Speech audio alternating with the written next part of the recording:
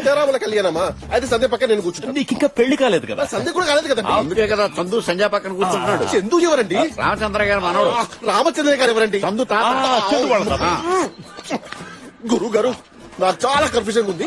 మీకు క్లారిటీ ఉంది కదా? నాకైతే క్లారిటీ. నాకు నాకుంది. గురుగారు మా నాన్నకి మాత్రం సంధ్య పెళ్లి పీటల మీద వేరే వాళ్ళతో కూర్చున్న సంగతి చెప్పొద్దు. వింటే హర్దే పెళ్లి క్యాన్సిల్ అంటాడు.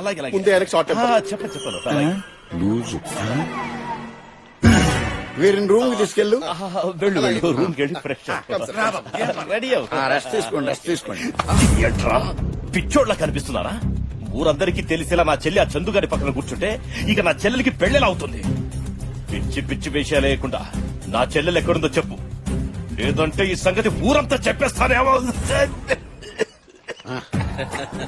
ఏమండే ఇలా రండి.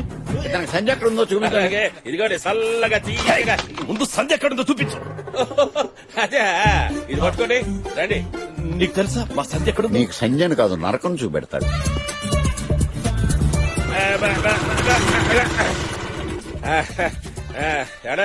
అద్దెగా సంధ్యని ఇక్కడ దాచారా? అవునండి.